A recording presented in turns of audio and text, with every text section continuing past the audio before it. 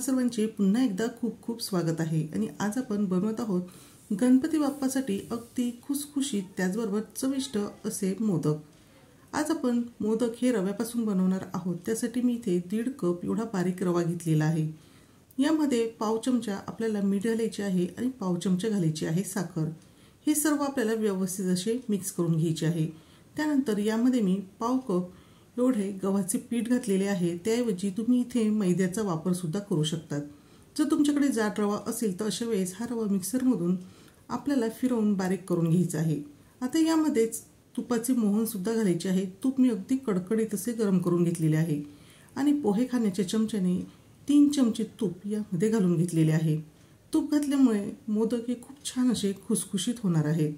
सुरुवातीला आता आपण चमच्याने मिक्स करायचे आहे आणि त्यानंतर हलकेसे हे तूप थंड झाल्यानंतर हाताने व्यवस्थित चोळून आपल्याला हे तुपाचे मोहन रव्याला सर्व बाजूने व्यवस्थित लावून घ्यायचे आहे। मोदकाची चव अजूनच वाढावी आणि मोदक खुसखुशीत व्हावे यासाठी मी दुधाचा वापर करून हे पीठ भिजवून घेत आहे। पण तुम्ही दुधाऐवजी इथे पाण्याचा सुद्धा वापर करून घेऊ शकता। आवश्यकतेनुसार इथे आपल्याला दूध घालून हे पीठ व्यवस्थित असे मळून घ्यायचे आहे। हा पिठाचा गोळा आपल्याला खूप घट्टसर न करता जसे आपण पोळ्यांसाठी पीठ भिजवतो तशा पद्धतीचे पीठ भिजवून घ्यायचे आहे। कारण की काही वेळाने रवा फुलल्यानंतर हे पीठ थोडेसे घट्टसरही होणार आहे। आता हे पीठ झाकून आपण 1 ते 1.5 तासासाठी बाजूला ठेवून देऊया आणि मोदकाचे सारण करूया। यासाठी 1 कप एवढे सुके खोबरे घेतलेले आहे। 2 ते 3 वेलचीचे दाणे घेतलेले आहे आणि अर्ध्या कपापेक्षा कमी एवढी साखर यामध्ये घातलेली आहे आणि हलकेसे आपल्याला मिक्सरमधून हे सर्व दळून घ्यायचे आहे। अगदीच आपल्याला याची बारीक पावडर करायची नाही तर जाडसर असे ठेवायचे आहे।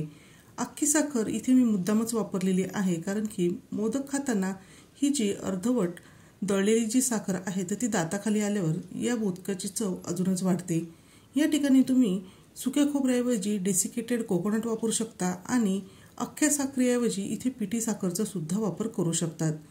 त्याचबरोबर यामध्ये मी काही ड्रायफ्रूट सुद्धा अगदी बारीक कट करून घातलेले आहे आणि चारोळी सुद्धा घालून घेतलेली आहे।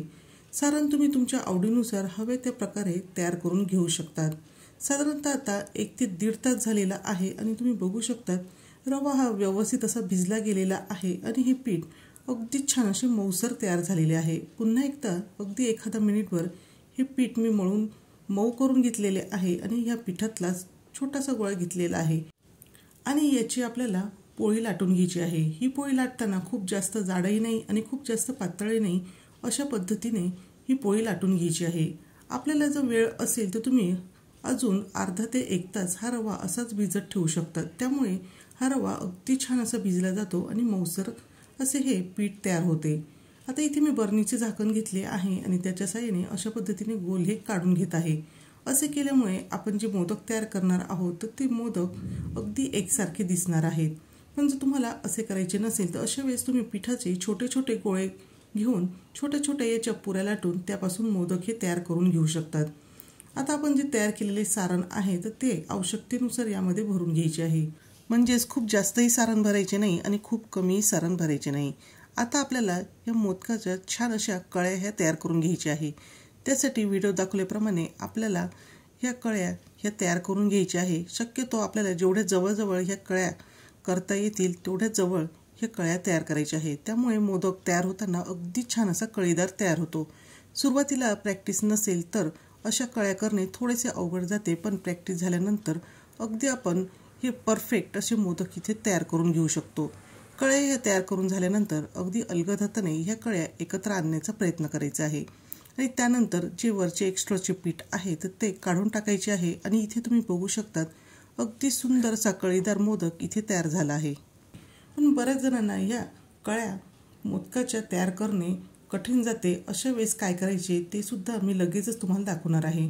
पुन्हा आता मी एक पारी घेतलेली आहे आणि त्यामध्ये आवश्यकतेनुसार सारण घातलेले आहे। आता जेवढे आपल्याला हे पारीची टोके एकत्र आणता येतील अशा पद्धतीने ही आणून घ्यायची आहे आणि अगोदर सांगितल्याप्रमाणे ही सर्व टोके एकत्र आल्यानंतर एक्स्ट्राचे पीठ हे काढून घ्यायचे आहे। आता याला कळ्या ह्या कमी पडलेल्या आहेत त्यामुळे इथे मी 1 चमचा घेतला आहे आणि चमच्याच्या साहाय्याने व्हिडिओ दाखवल्याप्रमाणे आपल्याला ह्या कळ्या ह्या तयार करून घ्यायच्या आहे।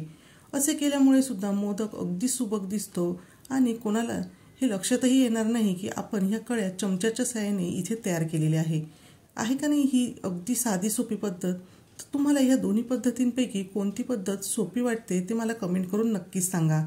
दुसऱ्या बाजूला मी तेलसुद्धा गरम करायला ठेवलेले होते. तेल हे आपले व्यवस्थित गरम झाल्यानंतर गॅसची फ्लेम आपल्याला मीडियम टू लो ठेवायची आहे. आता हे जे रव्याचे मोदक आहे तर ते तळण्यासाठी थोडासा वेळ जास्त लागणार आहे. त्यामुळे अजिबात आपल्याला मोदक तेलामधून बाहेर काढण्याची घाई करायची नाही. एका बाजूने मोदक तळून झाल्यानंतर हे मोदक झाऱ्याच्या साहाय्याने पलटवून घ्यायचे आहे आणि सर्व बाजूने अगदी व्यवस्थित खुसखुशीत आणि सोनेरी रंग येईपर्यंत हे मोदक तळून घ्यायचे आहे. गॅसची फ्लेम जर मोठी करून आपण हे मोदक तळले तर ते वरच्या बाजूने तळले जातील पण ते आतल्या बाजूने कच्चे राहतील. मग अशा वेळेस हे मोदक खुसखुशीत न होता नरम पडतील. त्यासाठीच आपल्याला गॅसची फ्लेम मीडियम टू लो ठेवूनच हे मोदक अगदी खमंग कुरकुरीत खुसखुशीत होईपर्यंत त्याचबरोबर सोनेरी रंग येईपर्यंत तळून घ्यायचे आहे.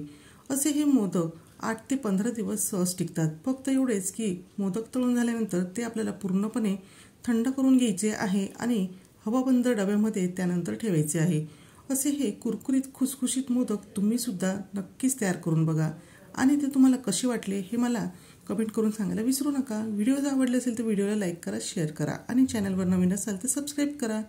पुन्हा भेटूया अशाच एका झकास रेसिपीसोबत.